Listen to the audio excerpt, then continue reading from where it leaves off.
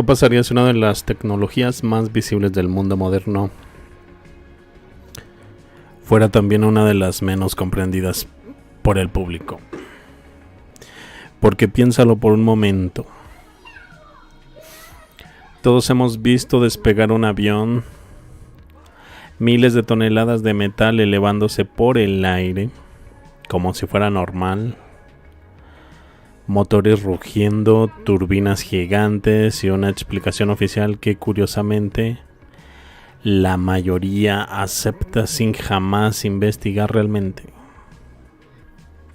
Las alas generan sustentación, el combustible se almacena en las alas, los motores queman queroseno y fin de la historia.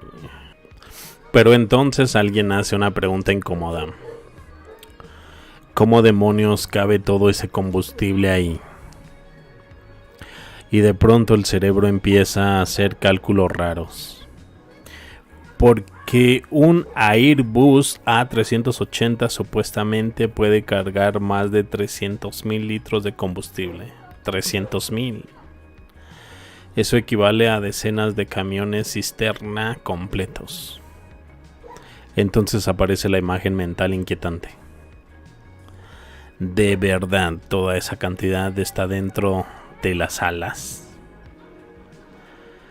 Ahí es donde Internet entra en su fase favorita. Las teorías que empiezan sonando absurdas hasta que al final al menos una pregunta parece razonable. Porque sí, técnicamente las alas son enormes, mucho más grandes por dentro de lo que parecen desde fuera. Y sí, los aviones comerciales efectivamente usan las alas como tanques estructurales. Eso está documentado, pero aún así la idea resulta contraintuitiva. Especialmente cuando observas algo todavía más extraño, los motores de reacción parecen funcionar casi más por compresores gigantes de aire que como simples motores de combustión. Y en cierto sentido eso es exactamente lo que son. Porque aquí aparece un detalle real que muchas personas desconocen. Un motor a reacción no funciona principalmente por el combustible. Funciona principalmente por el aire. La cantidad de aire que atraviesa un turbofan moderno es monstruosa comparada con la cantidad de combustible inyectado. De hecho, la relación aire-combustible es extremadamente alta y eso lleva a algunos investigadores alternativos a plantear algo provocador. Y si el combustible no es la fuente principal de energía, sino solo el disparador de un proceso más complejo basado en comprensión atmosférica,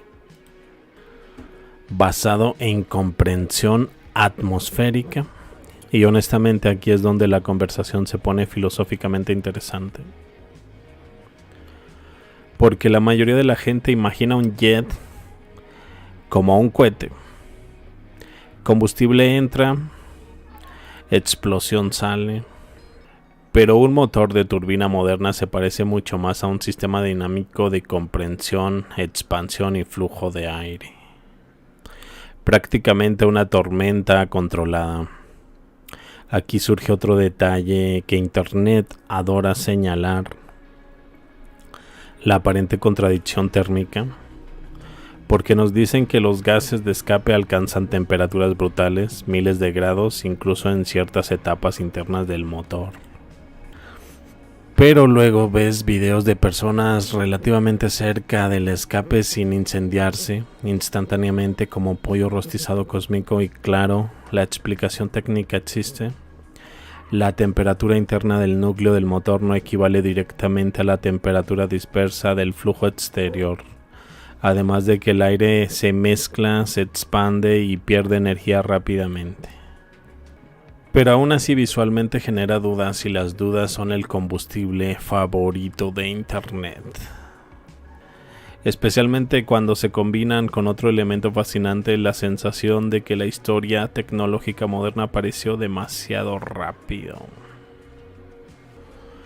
Porque según la narrativa oficial pasamos de hélices relativamente primitivas a jets supersónicos en apenas unas décadas. Y entonces alguien abre Wikipedia y descubre algo curioso. Conceptos de propulsión por reacción existen desde hace más de 2000 años. Desde dispositivos de vapor antiguos hasta experimentos tempranos de reacción. De pronto Frank Whiteley deja de parecer el inventor absoluto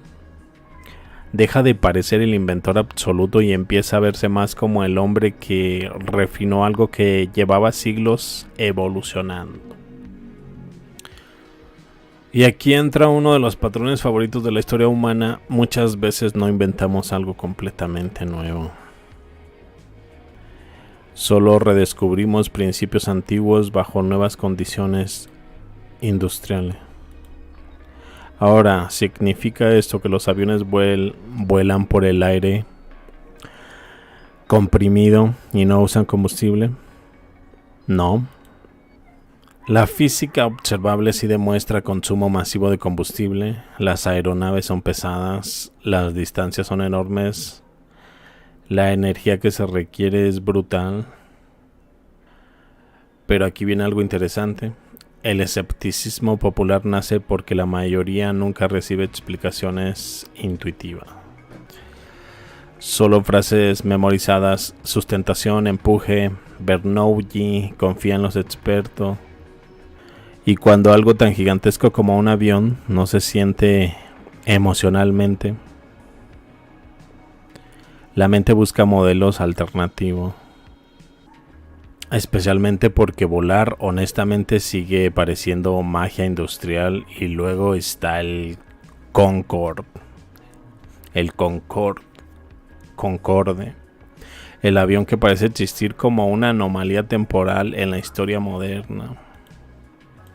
Que por cierto este video trata sobre el mismo tema. Space Buster se llama el canal.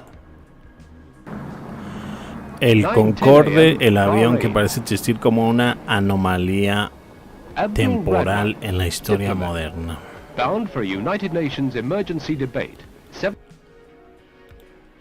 En los años 70 ya cruzábamos océanos a velocidades supersónicas comerciales y después simplemente dejamos de hacerlo. La explicación oficial dice costos, ruido, consumo, boom sónico, todo razonable. Pero psicológicamente genera otra sensación extraña. ¿Cómo es posible que ciertas tecnologías parezcan avanzar y luego retroceder? Porque culturalmente crecimos esperando un futuro de autos voladores y ciudades orbitales. Y en cambio terminamos pagando suscripciones para desbloquear asientos calefactables. Entonces la gente empieza a sospechar que algo no encaja. No necesariamente conspiración, tal vez simplemente economía. Porque muchas veces la mejor tecnología no gana la más rentable. Y aquí la conversación se vuelve casi filosófica. ¿Cuánto de nuestra percepción tecnológica está basada en comprensión real y cuánto en fe institucional? Porque seamos honestos, la mayoría no entiende cómo funciona Internet, un motor, una planta eléctrica o incluso un microondas. Vivimos rodeados de cajas negras tecnológicas que aceptamos porque funcionan y eso crea un terreno perfecto para teorías alternativas. Algunas absurdas, algunas brillantes, algunas exageradas, algunas que aunque incorrectas hacen preguntas legítimas.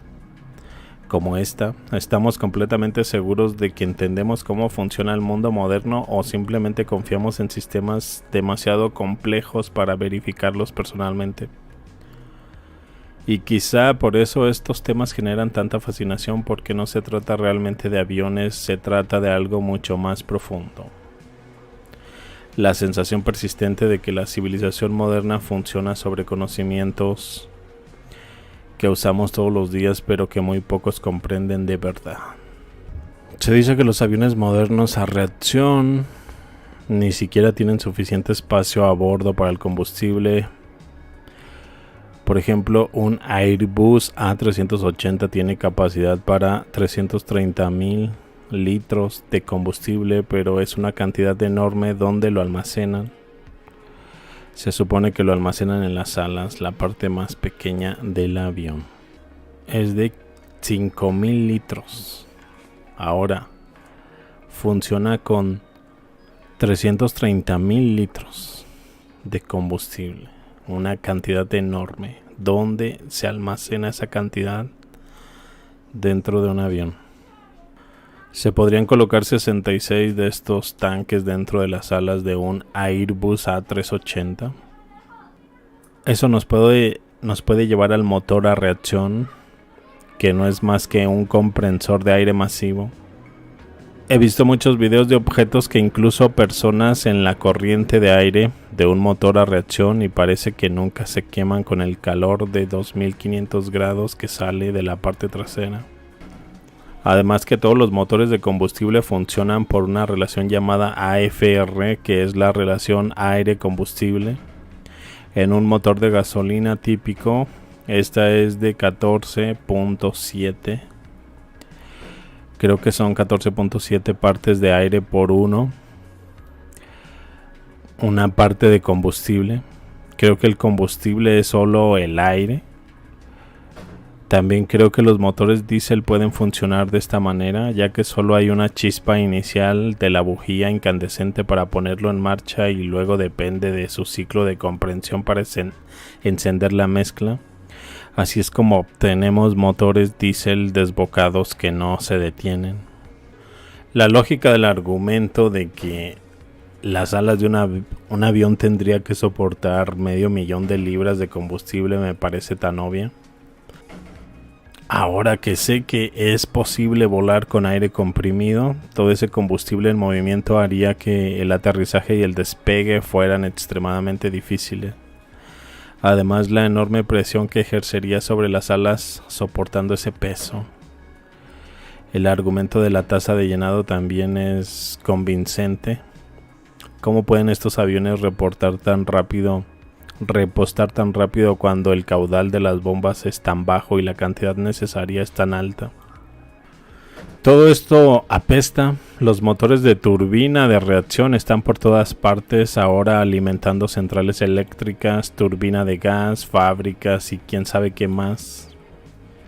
También hay un momento interesante en el que aparecieron estos motores. Se nos dice que surgieron entre la Segunda Guerra Mundial, pero con solo echar un vistazo rápido a la Wikipedia se dice esto.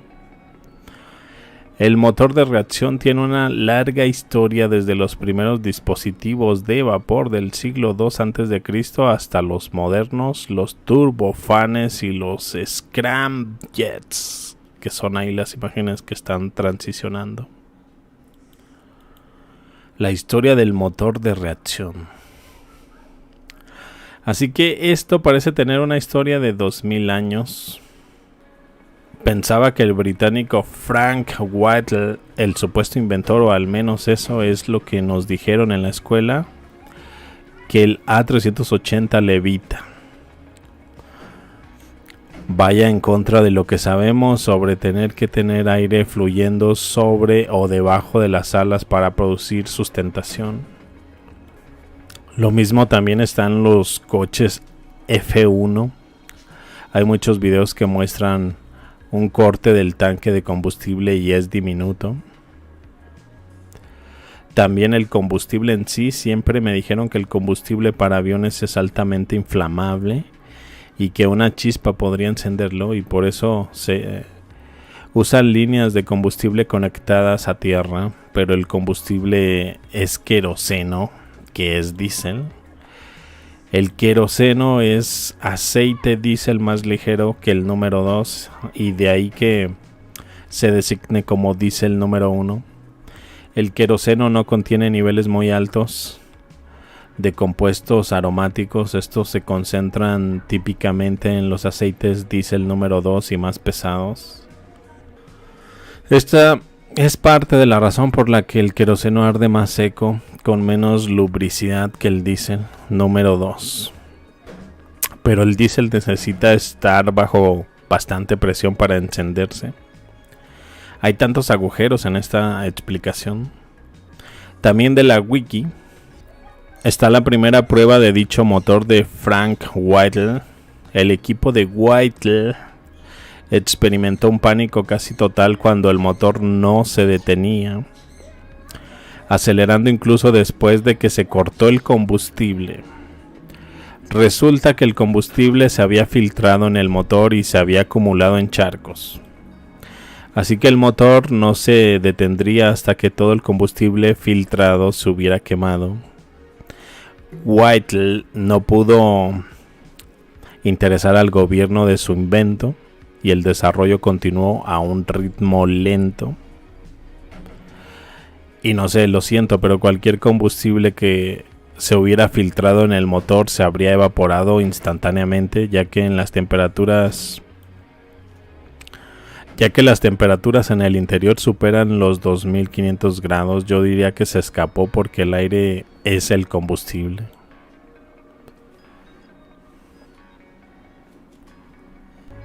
Hay algo aquí que no encaja con la versión oficial. Ahora imagina que todo esto no fue un error histórico, sino algo deliberadamente ocultado. Lo que acabas de ver tiene implicaciones que casi nadie quiere explorar. No te vayas ahora, lo que sigue es clave. La siguiente pieza está apareciendo ahora mismo en una de las ventanas. Dale clic.